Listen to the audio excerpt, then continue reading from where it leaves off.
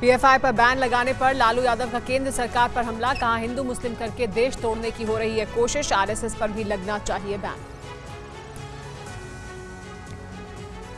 PFI पर ban लगाने से देश में सियासी घमासान। कांग्रेस नेता राशिद अल्वी ने उठाए सवाल। बोले, सरकार की यह कार्रवाई सिर्फ आने वाले विधानसभा चुनाव को प्रभावित करने के लिए है।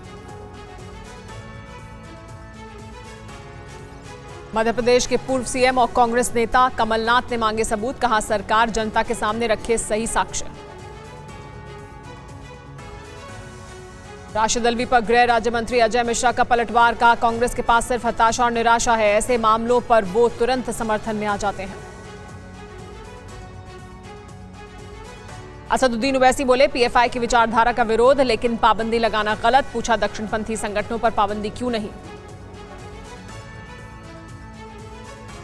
पीएफआई पर बैन। बिजनेस लोन के लिए बैंक गए तो बिजनेस प्लान दिखाइए करके पूछते हैं। बिजनेस प्लान कैसे करना है, इसे प्रैक्टिकली सीखना है तो फ्रीडम ऐप को अभी डाउनलोड करें। लगने से लोगों में खुशी। महाराष्ट्र के पुणे में एमएनएस कार्यकर्ताओं ने मनाया जश्न, जमकर की आतिशबाजी। कानपुर में भी लोगों ने मनाया जश्न, एक दूसरे को खिलाई मिठाई। मुस्लिम समुदाय के लोग भी हुए शामिल। सरकार के एक्शन के बाद पीएफआई ने बदला व्हाट्सएप ग्रुप का नाम। ग्रुप का नाम बदलकर मीडिया अपडेट किया गया।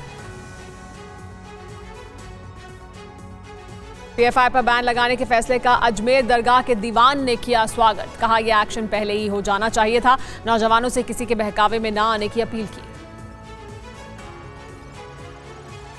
पीएफआई पर बैन पर बोले केंद्रीय गृह राज्य मंत्री अजय मिश्रा। हमारे मंत्रालय ने पूरी सूचना और सबूतों के आधार पर कार्रवाई की। राष्ट्रविरोधी घटनाएं जो भी करेगा उसका यही हाल होगा।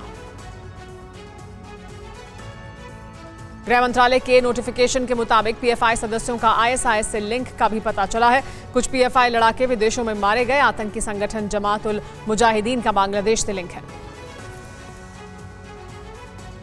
पीएफआई का नाम कई हिंसा और दंगों से जुड़ता रहा है।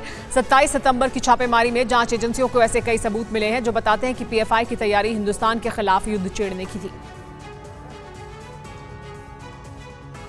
2020 से अब तक पीएफआई का नाम कई हिंसा में सामने आया। दिल्ली के जहांगीरपुरी, मध्य प्रदेश के खरगोन, यूपी के करौली हिंसा में भी पीएफआई का हाथ था।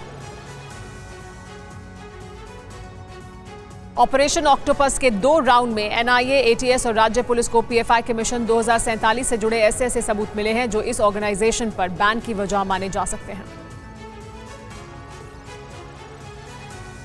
पीएफआई के ठिकानों पर छापेमारी के दौरान मिले कई सनसनीखेज सबूत। एजेंसियों को आईईडी बनाने की टूल किट मिली। इस्लामिक देश के लिए साजिश के दस्तावेज भी मिले। पीएफआई का पोस्टर बॉय आतंकी ओसामा बिन लादेन। मैगजीन के कवर पेज पर लगी तस्वीर। ओसामा को अल्लाह के रास्ते पर चलने वाला बताया। एसडीपीआई ने पीएफआई पर बैन को बताया अघोषित आपातकाल। कहा, लोगों की आवाज दबाने की हो रही है कोशिश, एजेंसियों का किया जा रहा है दुरुपयोग। दिल्ली के शाहीन बाग में पीएफआई दफ्तर के बाहर सुरक्षा के कड़े इंतजाम। ड्रोन के जरिए रखी जा रही है नजर।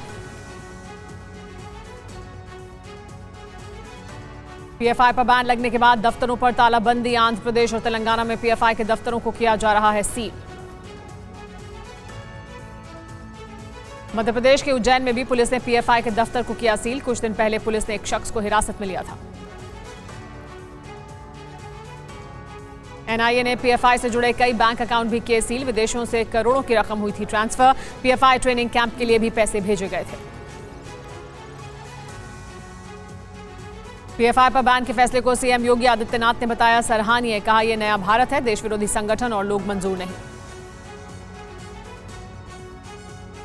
एमपी के गृह मंत्री नरोत्तम मिश्रा ने पीएफआई पर बैन को बताया सर्जिकल स्ट्राइक। बोले, एक स्लीपर सेल को खत्म किया जाएगा।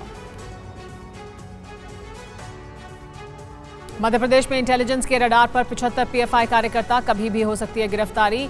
आरोपियों के खाते में केरल से आया फंड। सीएए और एनआरसी के विरोध में लिया था पैसा।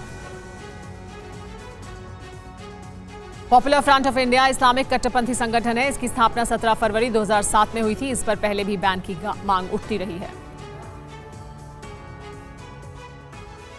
बिजनेस लोन के लिए बैंक गए तो बिजनेस प्लान दिखाइए करके पूछते हैं।